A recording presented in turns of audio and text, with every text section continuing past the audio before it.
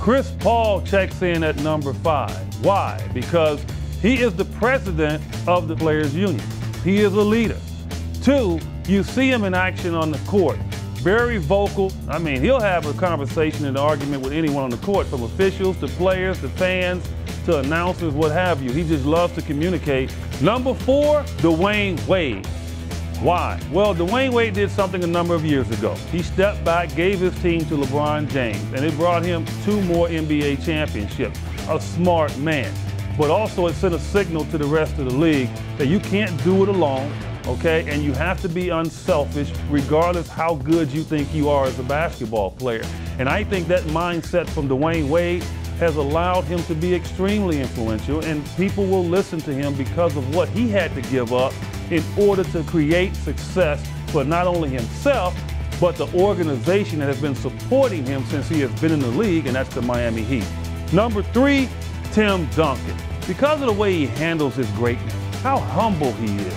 Allow others to shine in your shadow, as he has with Tony Parker, Manu Ginobili, and now Kawhi Leonard.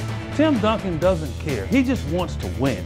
And most importantly, listens to his coach. He takes criticism from his coach. Probably and arguably the most dominant power forward ever in history of the game, can take pay cuts for the good of the team and the organization, and play for one organization his whole career.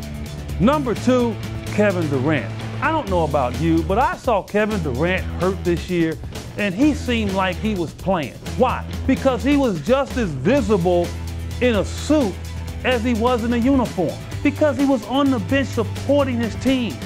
But Kevin Durant goes further than that. You know, he has shown us since his MVP season how dominant he is off the court, and what a great love he has for the game of basketball, and how he approaches his craft every game and every day he wakes up.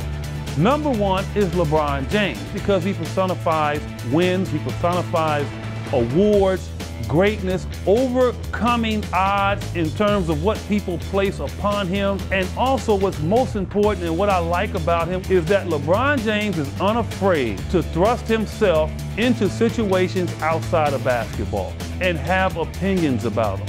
And I think that's influential, because to me, you have to segue to another career once your career is done. And it seems to me that LeBron James is setting himself up to be just as powerful and influential outside of basketball when he's done, and that makes him the number 1 influential NBA player that we have today.